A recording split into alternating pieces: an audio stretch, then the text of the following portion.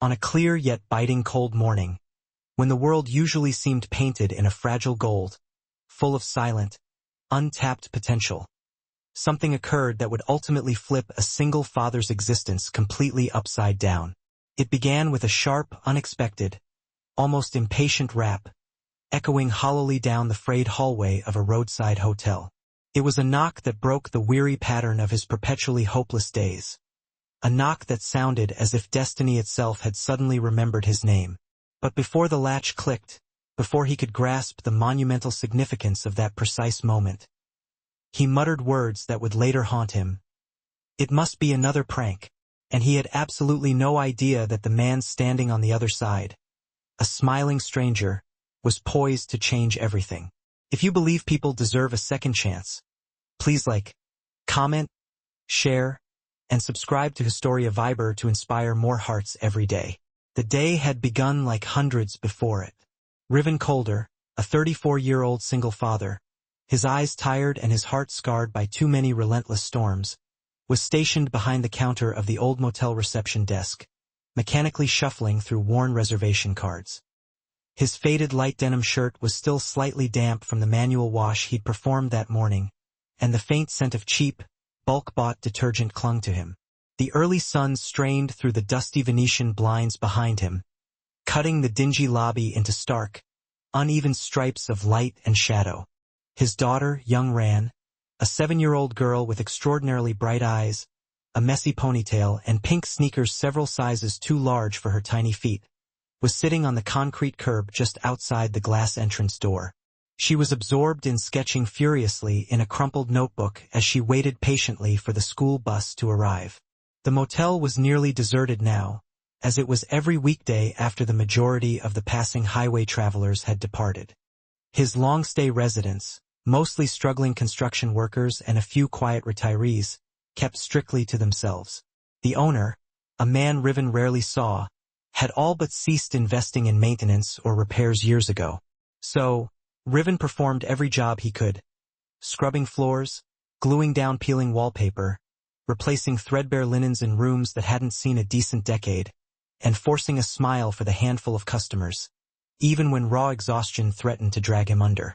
He had been working there for nearly 2 grueling years since he lost his steady job at a metals factory during a massive wave of layoffs. His wife had left long before that, choosing a life devoid of responsibility. It had been just the two of them ever since. Riven and Ran.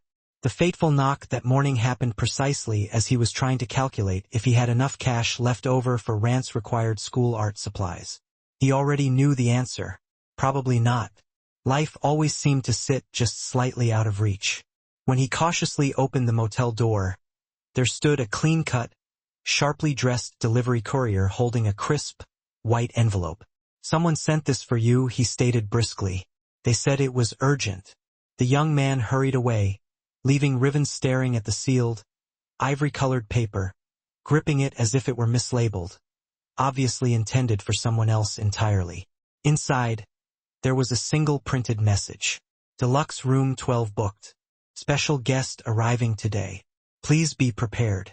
But the signature line where a name should have been was startlingly blank, as if the sender deliberately wished to maintain the mystery. Next to the printed text, there was a small, hastily scrawled handwritten note. "I hope you remember old promises." Riven blinked slowly. Promises to whom? The only regulars who stayed here were tired truckers and budget tourists. Maybe it was another teenage prank, like the one from last year when kids booked fake rooms, making him wait and clean for nothing. A joke, he thought bitterly. Nothing more. But 3 hours later, just as the pale, warm sunlight turned a sharp yellow on the motel walls, an impossibly sleek black sedan crunched to a halt on the gravel entrance. It looked painfully out of place against the motel's faded neon sign. A tall man emerged, wearing an immaculate charcoal gray blazer, dark sunglasses, and a confident, magazine cover smile. And then he spoke the words that made Riven's heart lurch. "Did you happen to have a room for me?" The man removed his glasses, revealing deep, observant brown eyes that seemed to evaluate Riven and his surroundings in less than a second. "Room 12, correct?" he asked casually as if he already knew the answer. Yes, Riven replied, momentarily stunned. Did you make that reservation? We never received a name. I left it blank on purpose, the stranger said with a grin. The smile looked oddly familiar, and so did the tone of his voice. A memory tugged at Riven like an ancient thread unraveling. Slowly at first, then with rapid speed. Wait a minute, Riven said slowly. I know you. You should, the man laughed softly. Unless the years have made you forget your own childhood partner in crime from detention. And suddenly, every piece clicked into place. Cloran Summer, 7th grade high school, the one and only. And I'm here for a few days. Riven felt his throat tighten painfully. Kai Clorand, the kid who had sat next to him during every single detention session after skipping classes to help their struggling families. The boy who once gave Riven his last sandwich when he hadn't eaten for a day. The boy who had made a vow. If I ever make something of myself in this life, I'll make sure you get something too. That had been their shared childhood joke. One Riven had always assumed time had completely buried. But Kai was no longer that scrawny kid. He had become someone polished, profoundly successful, and intimidatingly calm. And his car alone was likely worth more than the entire motel building. Rand peered around the glass door, curious, observing the imposing stranger. Kai's expression softened instantly when he saw her. And who is this bright little star?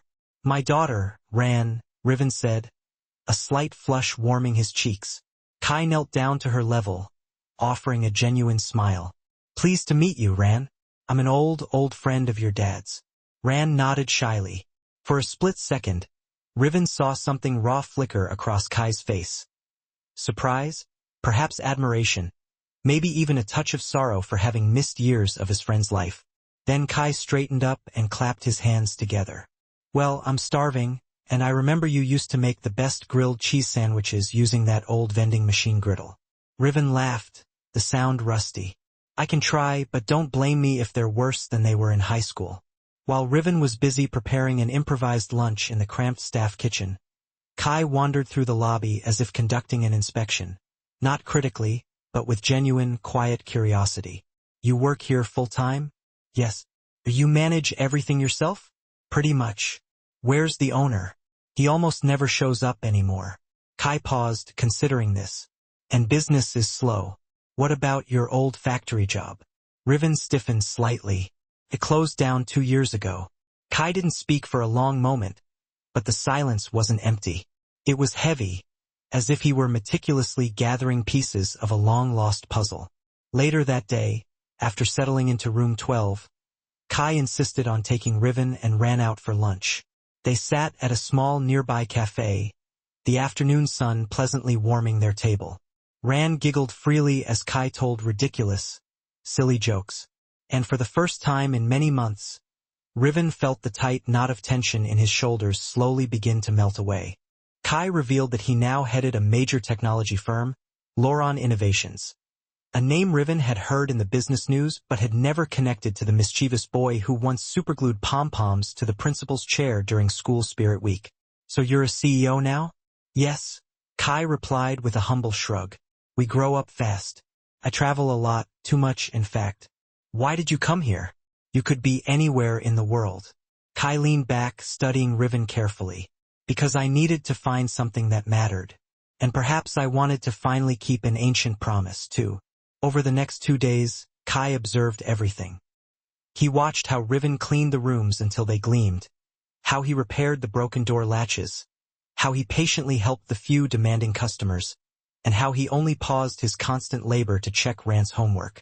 Kai watched his hands tremble slightly as he counted out small amounts of money that barely covered the next set of bills. He watched how Riven carefully concealed his worry behind small, encouraging smiles. He watched how Riven managed to lift Rand's spirits even when his own were clearly at rock bottom. On the third morning, as the sun painted the sky a luminous, pale gold, Kai approached the reception counter with a strange, uncharacteristic seriousness. Riven, he said, leaning on the worn surface. I want you to work for me. Riven nearly dropped the master key he was holding. With you? Doing what? At Loron Innovations, Kai stated simply. You're smart, you always were, but more importantly, you're responsible, you're hardworking, and you are steady. I need someone I can fully trust for our new line of operations. It's a management role. Riven's heart hammered so loudly it felt like it was echoing in his ears. That kind of job. I've never worked in an office. I don't have the degree for that. I'm not. Kai interrupted gently. You are exactly the type of person I want on my team, Riven. And I am not offering this out of pity. I'm offering it because you are capable. You always have been. Riven swallowed hard. I don't know what to say. Say yes, Kai said softly. Let me help you the way you helped me back then. Let me finally honor the promise we made. That night, Riven sat outside the motel entrance with Ran, watching the burnt orange sky melt into a soft, late evening glow. She leaned against him, humming quietly. When he asked her what she thought about him accepting a new job, her eyes brightened immediately. Will it make you smile more? He chuckled softly. Maybe. Then I want you to take it. Kai extended his stay by one more night. The following morning he brought a printed contract, simple, clear, and absolutely honest. The position paid more than Riven had ever dared to dream of. Enough to move into a decent place. Enough to finally give Ran the secure childhood she genuinely deserved. But before he put pen to paper, he had one last question. Why me, Kai, after all these years? Kai took a deep breath, the morning sun reflecting in his deep brown eyes. Because the people who loved us when we were at our worst.